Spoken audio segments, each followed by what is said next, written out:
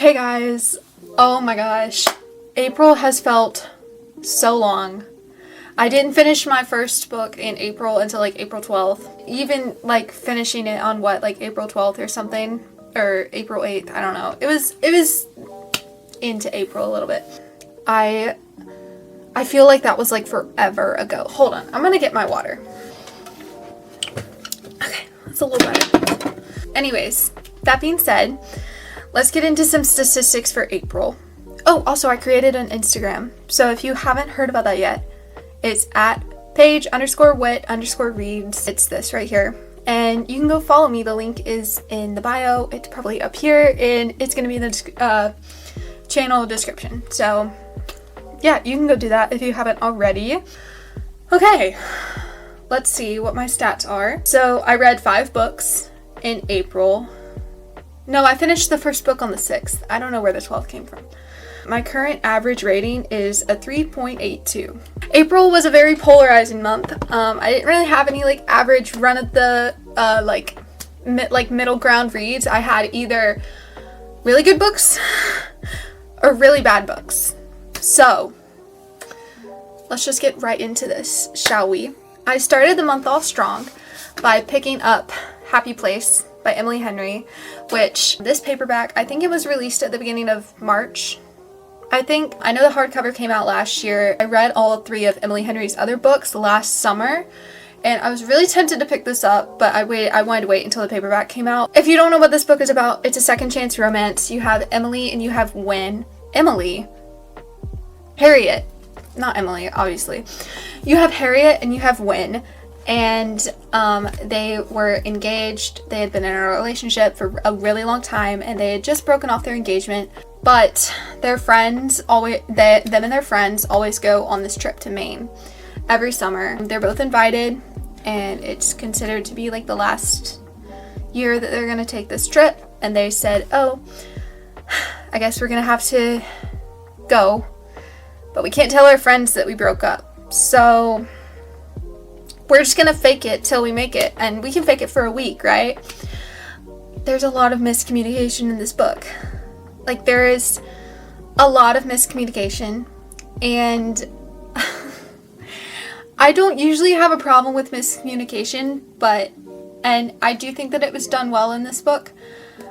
But this is also like something that I have a problem with in real life. Like, when you're that much on different pages, and the only reason that you don't realize that you're on different pages is because you won't talk to each other.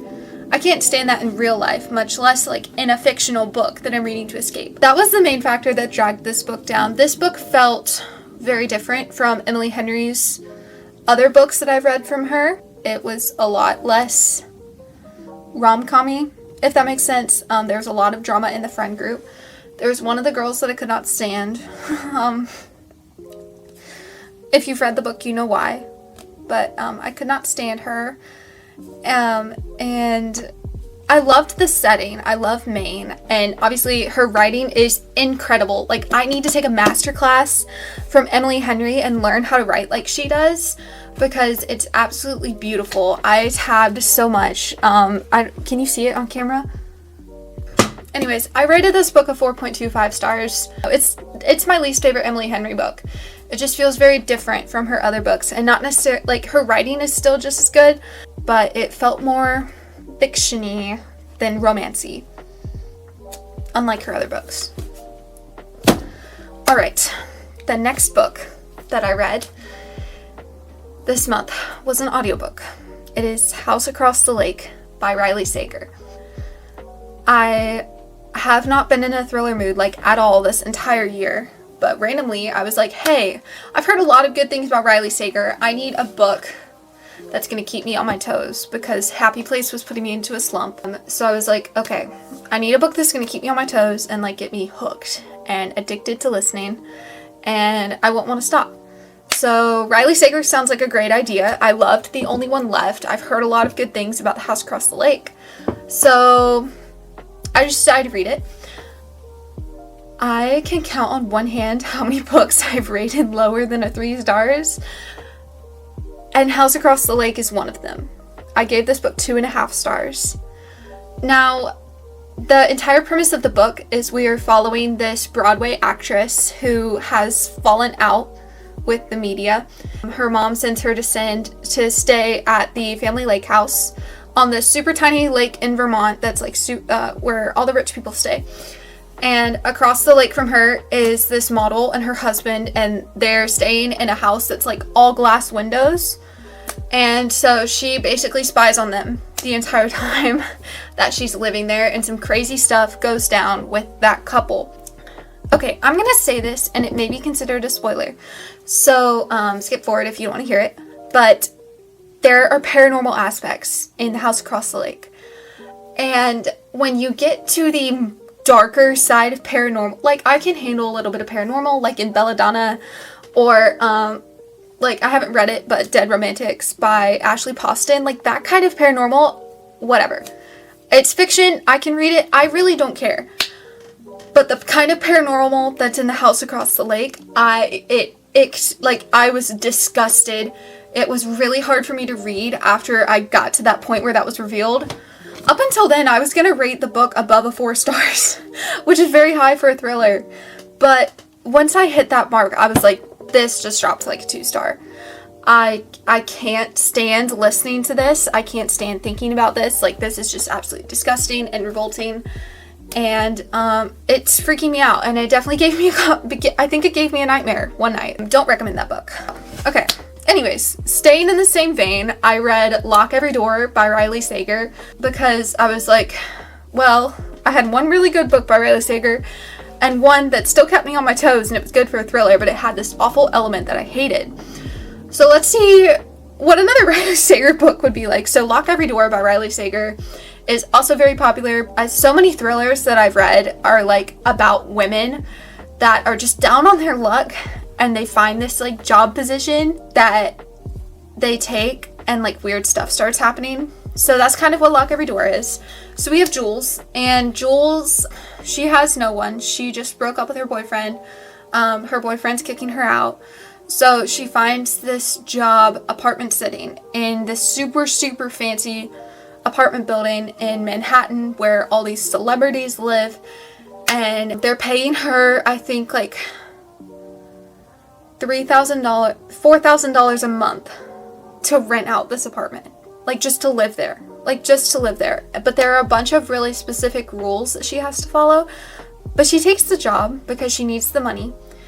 And weird stuff starts happening. The neighbors are weird. She can tell that the apartment building's like hiding something. This book I binged in like a couple days because I used up the rest of my audiobook hours to start listening to it, and then I went to Barnes & Noble and just sat in there over the course of 2 days and just read the whole thing, just sitting in Barnes & Noble. Yeah, for a thriller, I rated it 3.75 stars, which is really good. The pacing was incredible. Riley Sager is really, really good with plot twists. He gives you one after the other. Like, every few pages he'll twist even a tiny thing. You never know who to trust. You never know what is and what is true and what isn't true, which I really like. I didn't like the beginning of Lock Every Door as much as I did the beginning of House Across the Lake. And there is an element in Lock Every Door that also got like a little bit too dark for me. And that was mainly what brought it below the 4-star. But it's not nearly as bad as in House Across the Lake. So I just kind of got over it and moved on. Okay, I'm so excited to talk about this next book, because if I could force everyone in my life to read it, I would. I've never read an Abby Jimenez book. I've been meaning to, but none of them have really sounded interesting to me. And then she released Just for the Summer, and literally half the reason I bought it is because of this cover, because look at how pretty this cover is. Like, if that doesn't make you want to read a book, I don't know what will. If you can't tell by my reactions, this was my second 5-star of the year. I love this book with my whole heart. Abby Jimenez might top out Emily Henry, even though I've only read one book of hers. And yes, I know that this is the 3rd book in the Part of Your World trilogy. I will go back and read Part of Your World and yours truly as soon as I possibly can, okay? So you have Emma and you have Justin. Emma and Justin have this curse, if you will, where they've both dated a bunch of people, and every time they break up, their ex will go on to find their soulmate in like the next relationship that they are in. And so Justin and Emma are kind of just stuck here, and they're almost used as tools by people. And they're like, oh, can we date you? And they have an online meet cute. It's adorable. I loved it so much. And they both have issues with their mothers. There is a lot of talk about the foster care system and neglect and mental health in this book. So if that kind of stuff bothers you, maybe don't read it. However, I love it. I loved reading about that. I am passionate about social work. At one point in my life, I wanted to be a social worker. So that I really, really enjoyed that part of the book. And obviously, I've never been in that situation, so I cannot speak to the accuracy of Abby's portrayal. But I loved it. And I was concerned about this book being a little bit spicy. It was super easy to skip. Like, it was like not really spicy at all. Like, obviously there were a couple scenes. I skipped spice and it wasn't hard to skip.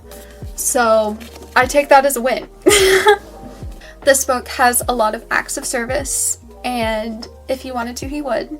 And it's a golden retriever guy. The girl has a coping mechanism that is basically like she has a very avoidant attachment style, and she will withdraw herself before she will try to get close to someone, if that makes sense. And it's mostly trauma response for her. I can semi-relate to that. I think I talked about that in Check and Mate, because the girl in Check and Mate kind of had the same idea. This book had me crying and laughing on literally every other page. Like, it was an emotional roller coaster. I cried multiple times reading this book. And it, like I said, if I could force everyone in my life to read it, I would, because you can learn so much from how empathetic Emma is, and how caring and generous and like just giving Justin is, and both of them are just perfect for each other. I don't necessarily think about books as being insta-lovey or a slow burn, but if insta-love bothers you, I can definitely see, like, this is not a slow burn. This is not a slow burn. So, read this book. Even if you have never read Abby Jimenez before, read this book. The last book that I have to talk about is These Violent Delights by Chloe Gong, which I literally finished last night. And do you remember how I said I can count on one hand how many books I've rated lower than 3 stars? This is also one of them. I rated this book a 2.5 stars, and that was being generous. I almost dropped this book to a 2-star. It took me almost all of April to read this book. I think it took me like 3 weeks.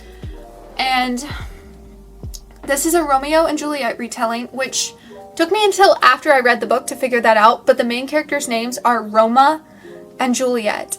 So I don't know why it took me that long, but it is about the Scarlets and the White Flowers and their rival gangs in 1926, Shanghai, China. And Juliet is the heiress of the Scarlets, and Roma is the heir of the White Flowers.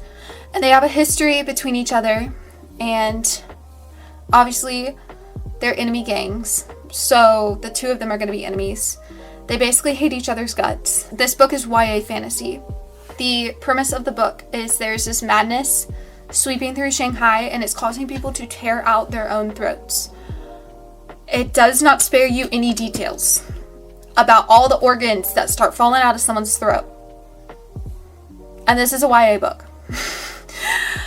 I am not usually someone who's bothered by gore, like, at all, but this was a little bit much. I'm also terrified of lice, so this dredged up that as well. If you've read the book, you know what I mean. The only good part about this book was the atmosphere and the playlist that I was listening to while reading it. Like, this book was only good when I was listening to the playlist. The playlist that I was listening to, it tripled the value of what I was reading. And the atmosphere was great.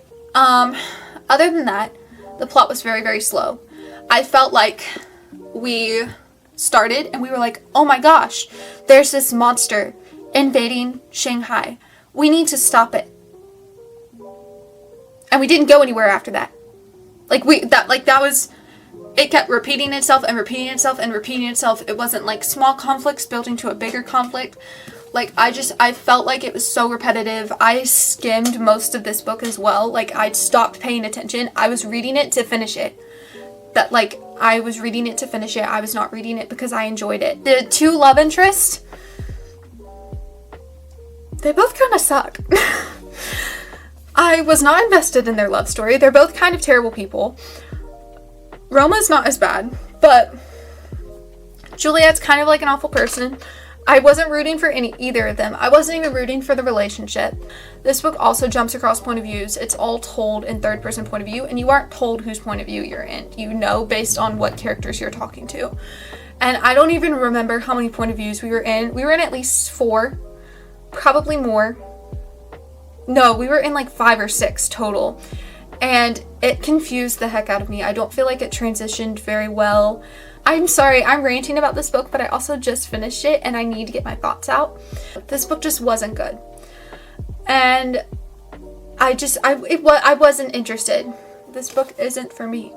I don't recommend this book. And that's all the books that I read in April. But really quickly, I want to go through my May TBR because I'm graduating in May. There are 2 books that I really want to get to this month, and I feel like if I don't get to them this month, I will never read them. The first book is Today, Tonight, Tomorrow by Rachel Lynn Solomon. As far as I understand, this is told the day before graduation, the day of graduation, and the day after. And it's an academic rivalry, high school romance, basically. I haven't heard great things about it. I'm expecting this to be like a 3-star, but I am looking forward to reading it. So also, if you can't tell, this is from the library, which means I finally got my library card. I am so thrilled about that. The other book that I'm talking about is What Happens After Midnight by K.L. Walter, and this is a book about a senior prank. And I also haven't heard fantastic things about it, but it's about a senior prank at a boarding school. And I enjoyed The Summer of Broken Rules by K.L. Walter, so I'm hoping that I can just read it for the atmosphere and enjoy it and not hate it. So that is also my TBR for this month. And 2 more books that I want to talk about. This one is Final Girls by Riley Sager. I feel like I may as well just go through and read all of Riley Sager's books. There's one that I don't want to read because it seems similar to The House Across the Lake. But I want to read this one, and then I want to read Survive the Night. But I'm not putting that on this month's TBR. But I could end up reading it. So Final Girls by Riley Sager. I think it's about a group of girls who were the last ones to survive in a kidnapping scenario, and they're in this like group, and where they a therapy group basically because they all survived these horrible life events, and then they start slowly showing up dead. So this one sounds a lot more slasher vibes to me than paranormal, so I'm excited about this one. The last book on my TBR for May is by far the one I am most excited about. It is Powerful by Lauren Roberts. This is the novella that comes after Powerless in the Powerless trilogy, and it follows Adina, which if you read Powerless, Adina is Pei's best friend, and it follows Adina and her love interest, and I'm so excited to read this book because I love that world. I think about Powerless almost every single day, and I wish that I had time to reread it because I feel like if I reread it, I would give it a 5-star. I wasn't in it enough at the time to read it, so I'm hoping that Powerful is like super good, and I am so excited for Reckless to come out over the summer. Hopefully Powerful will hold me over, and I don't know, I'm just so excited. Okay. I'm sure that you are all tired of hearing me gush about books by this point. Again, I did just create an Instagram, so please go follow me. I would love it. I would love and appreciate the support. I will be more active on Instagram than I am on YouTube, hopefully. But yeah. Alright. That is all I have for today, guys. And I love you all. If you made it this far, thank you. I love you. And I will see you guys whenever I decide to post. See ya.